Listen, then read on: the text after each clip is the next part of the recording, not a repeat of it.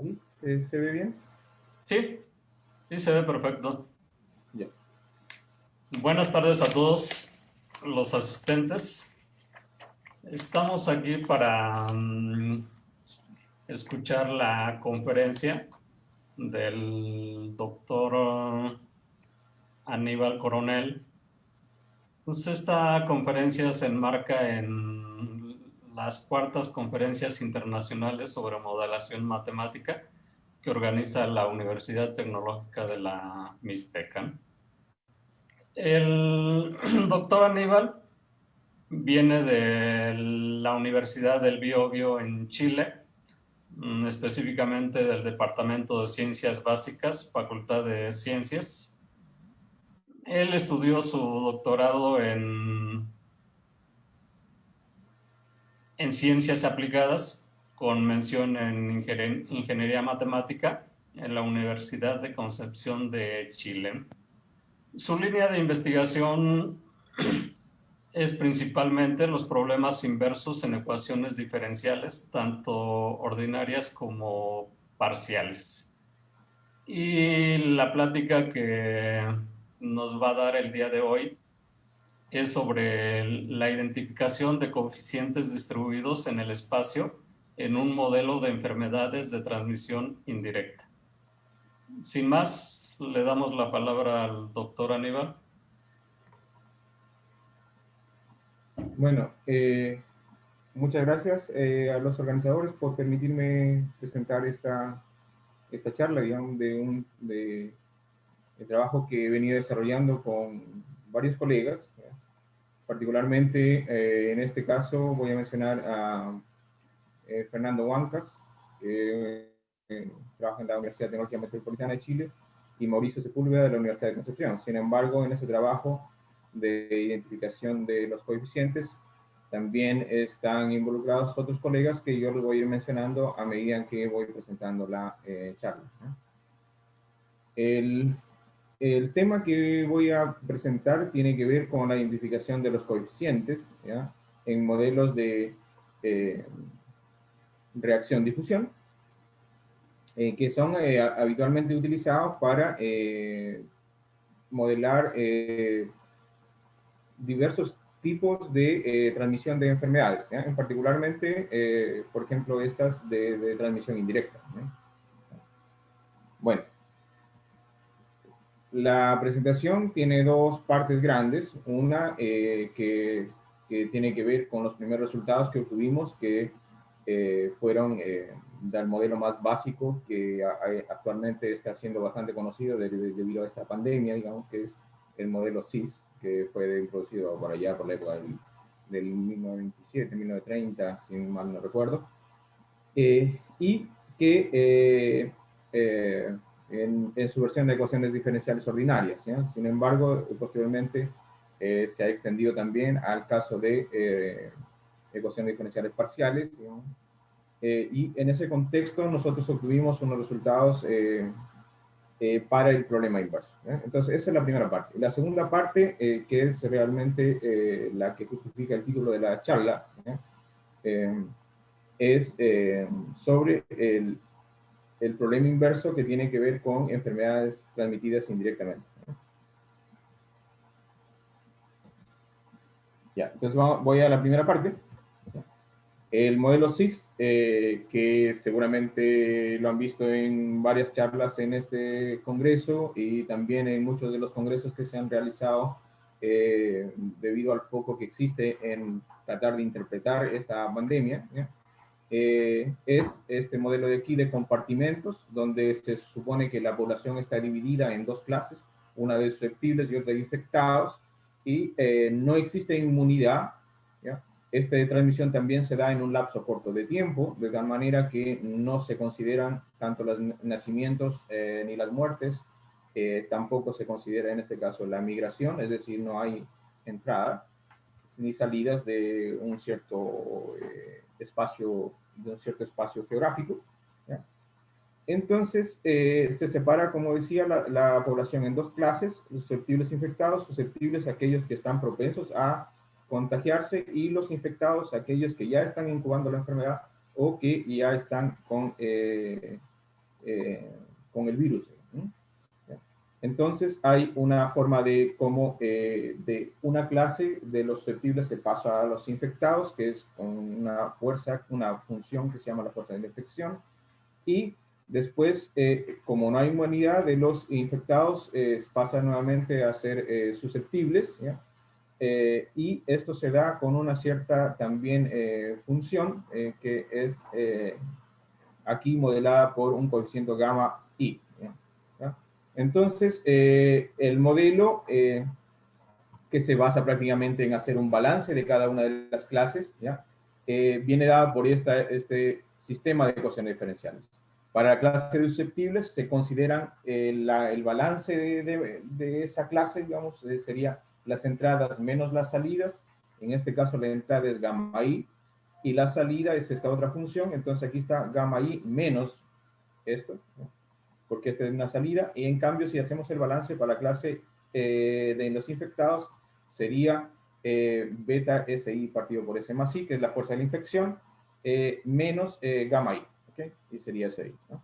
Ahora, como en este caso, si no tuviésemos en cuenta la posición en el espacio, sería una ecuación diferencial, sería un sistema de ecuaciones diferenciales ordinarias. ¿Ya? Sin embargo, si se tiene en cuenta su ubicación en el espacio de cada uno de las personas o los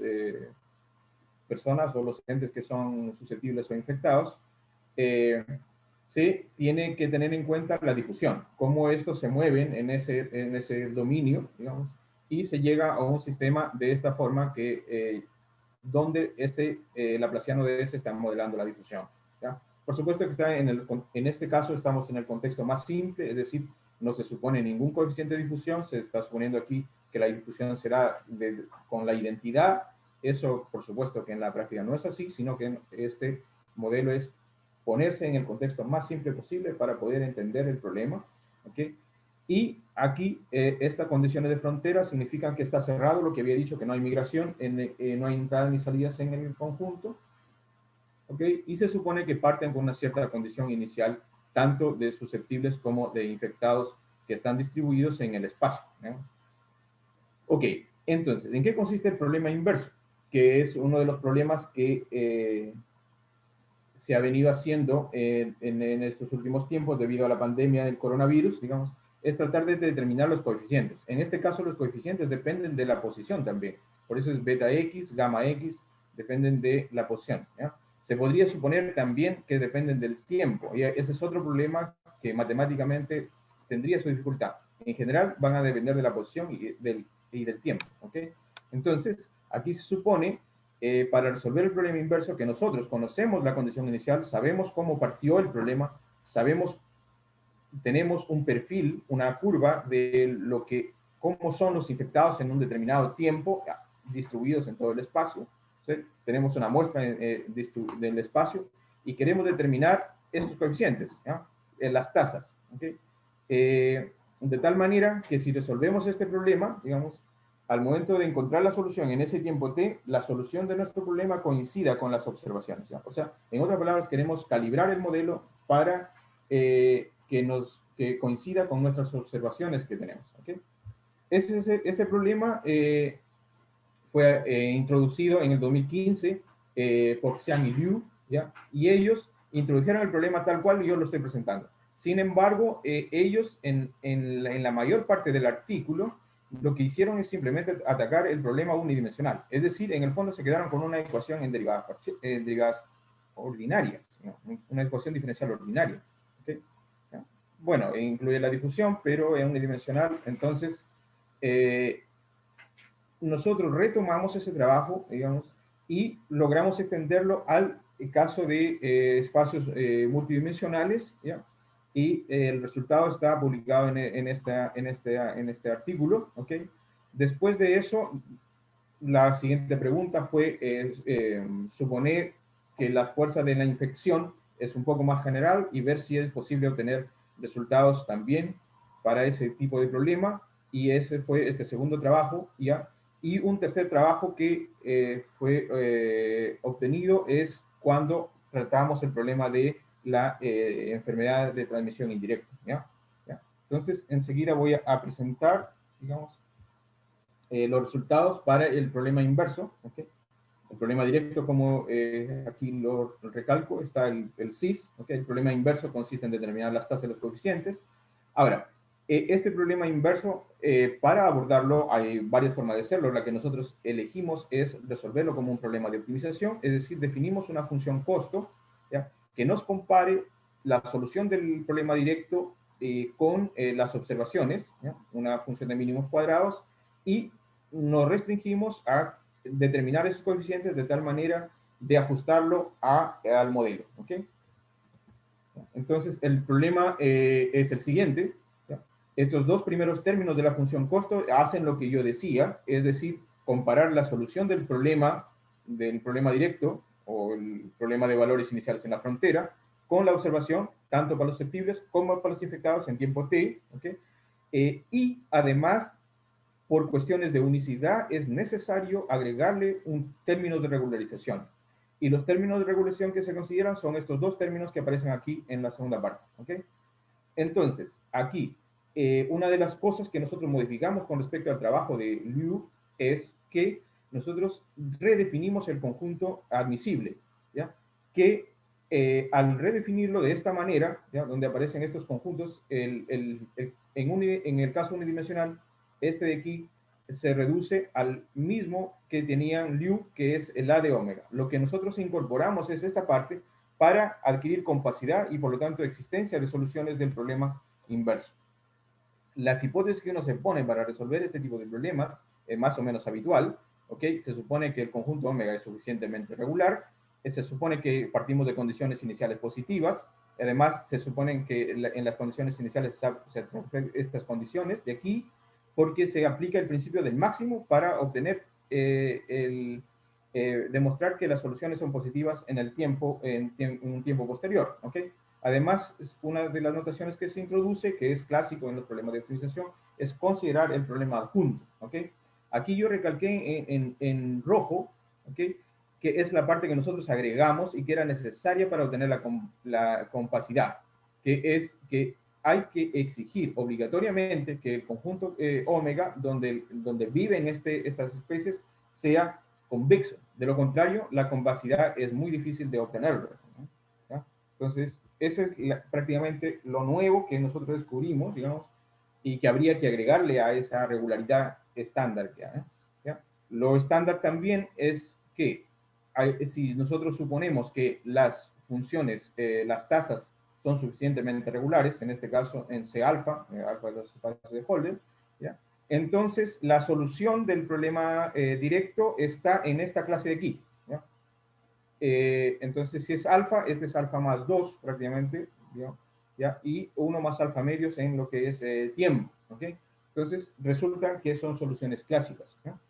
Entonces, por eso es que es posible obtener muchas de las resultados de optimización también, digamos, que si se supone que estamos con coeficientes, con los coeficientes del término de reacción suficientemente regulares, ¿ya?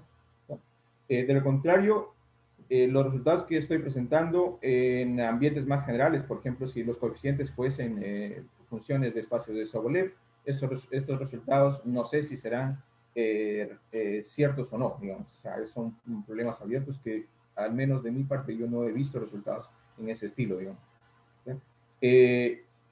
Entonces, consideramos bajo esas condiciones que había puesto anteriormente, ¿ya? Y ahí nosotros, en ese contexto, nosotros obtenemos que el problema de optimización tiene soluciones, por lo tanto, el problema inverso tiene soluciones, ¿ya?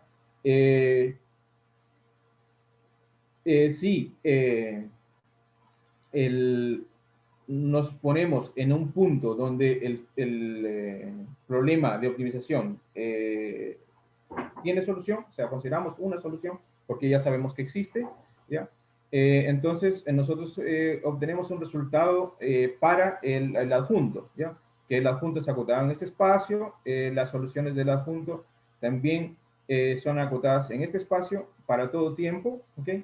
Y otro de los resultados que nosotros obtenemos es que se obtiene esta condición, esta desigualdad de aquí, que es una condición necesaria de optimalidad. ¿Okay? ¿Ya? Esta condición necesaria de optimalidad es súper importante porque eso permite demostrar que la función que mapea los coeficientes en las soluciones del problema directo es continua entre estos dos espacios, con las topologías de esos espacios, ¿ya?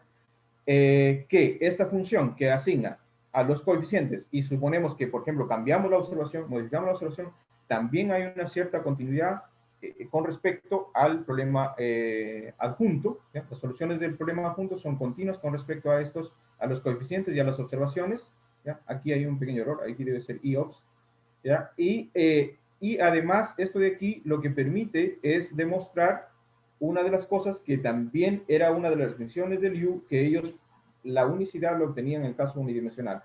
Entonces, con lo que aquí nosotros hacemos, logramos caracterizar un conjunto donde el problema inverso tiene solución única. ¿Okay? Ese es prácticamente, este es un resumen de nuestro resultado, ¿no? ¿Ya? Que resumiría el resultado con respecto al CIS, ¿no? A ver, debido al tiempo no voy a... aquí, ¿no? Entonces, lo que había con respecto a la primera parte, ¿no? Con respecto a la existencia, es que para esta inclusión se necesita que haya el conjunto omega sea convexo, ¿ya? Y eso es lo nuevo, digamos, ¿ya? El resto de estimaciones son más o menos estándar, ¿okay? Lo mismo para el adjunto, las estimaciones también se siguen de manera estándar, ¿ya?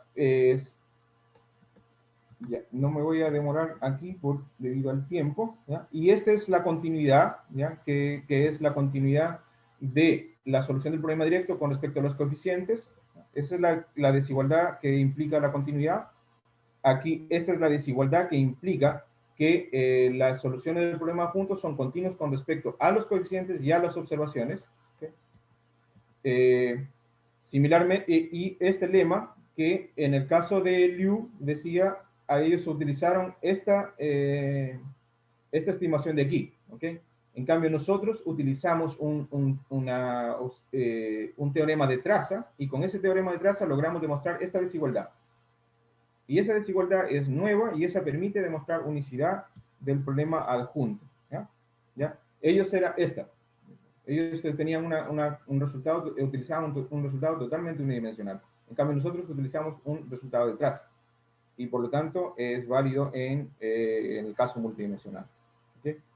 Con eso demuestra estabilidad, y esa estabilidad implica unicidad, ¿no? De la solución del problema. Ya, posteriormente de eso, nosotros extendimos todos estos resultados del CIS hacia un problema de transmisión indirecta, ¿no? En el problema de transmisión indirecta se supone que hay dos poblaciones, una que en ambas se supone que hay un modelo tipo SIR, ¿okay? Voy a presentar más fácilmente eso, ¿ok? Hay dos poblaciones que pueden ser una, por ejemplo, de humanos y otra de ratones, donde hay susceptibles, infectados y recuperados, ¿ya? A pesar de que el concepto es totalmente distinto, porque en el caso de los ratones, por ejemplo, el virus del ANCA, que sea susceptible, que sea infectado, es muy distinto, porque ellos simplemente incuban la enfermedad, pero no sufren los efectos de la enfermedad. En cambio, en la población humana eso es totalmente, puede ser mortal, digamos, ¿no? ¿Ya? Entonces, hay dos poblaciones, una de y en ambas poblaciones nosotros suponemos que hay estas tres clases de susceptibles, infectados, recuperados, y la transmisión, para concentrarnos en el del ANTA, se da, por ejemplo, por la orina del ratón, que emana un gas. Al ser ese gas respirado por el humano, ese se infecta, ¿ok? Entonces hay este cuadro en rojo significa el contaminante que hay en el ambiente, ¿ok? Pero no es directa. En ese sentido es una de transmisión indirecta. Aquí los dominios están separados, omega 1 y omega 2, pero eso necesariamente en la práctica no es así. Puede haber una intersección, ¿ok? Y ese es el modelo, ¿ok? Se supone un modelo aquí para una población, y el modelo que está en azul para la otra población. Sin embargo, estos modelos están acoplados por este término que aparece en rojo, que viene de la ecuación que modela el contaminante, ¿ya? Entonces, este sistema es el que modela esta enfermedad de transmisión indirecta, ¿okay? Ahora, esta ecuación de aquí se está definida en un dominio, esta otra está en otro dominio, ¿okay? Y en cambio el contaminante es el que se puede esparcir en los dos dominios, ¿okay? ¿Okay? Entonces, ese es el cuidado que hay que tener. Las estimaciones se pueden hacer, pero hay que tener ese cuidado, que una población y otra población viven en dominios distintos, pero a pesar de vivir en dominios distintos, el sistema está el sistema totalmente acoplado. No podría yo resolver este sistema por separado del otro, ¿okay? El problema inverso es similar, es decir, se quieren determinar todos los coeficientes, ¿okay? Se suponen hipótesis más o menos parecidas al caso del cis, es decir, el omega convexo. Aquí, cada uno de los dominios convexo para obtener compacidad. ¿Okay? La función de costo es similar. La solución del problema directo se compara con una observación que se tiene de todas las variables involucradas en el sistema y se regulariza por tomando un gradiente de cada uno de los parámetros. Los parámetros dependen de espacio. ¿Okay? Y para ese problema, digamos, nosotros lo que demostramos es exactamente lo mismo, digamos, los mismos resultados en el sentido de que hay existencia de solución del problema inverso, el problema adjunto está bien definido, también hay una desigualdad de primer orden, una condición de optimalidad, de primer orden, la estabilidad de la solución del problema directo con respecto a los coeficientes del término de reacción, la estabilidad del problema adjunto con respecto a los coeficientes del término de reacción y de las observaciones, y también se logra demostrar la unicidad local, digamos, del problema de identificación, ¿no? La desigualdad de optimalidad, por ejemplo, es esta de aquí, ¿ok? ¿Ya?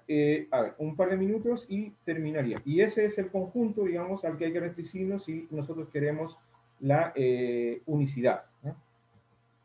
Y eso sería, como repito, los trabajos son este de aquí, ¿no? Que fue el 2019.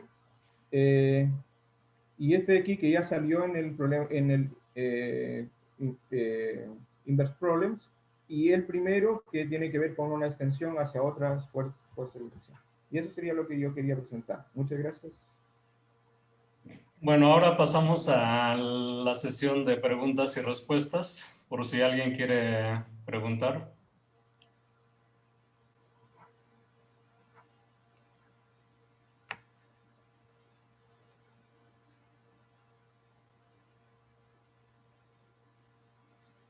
Bueno, me parece que no hay pregunta alguna. Entonces, si no hay pregunta alguna,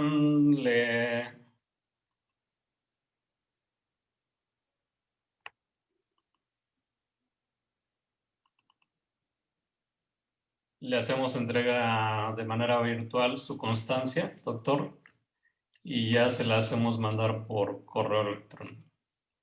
Muchas gracias. Muchas gracias.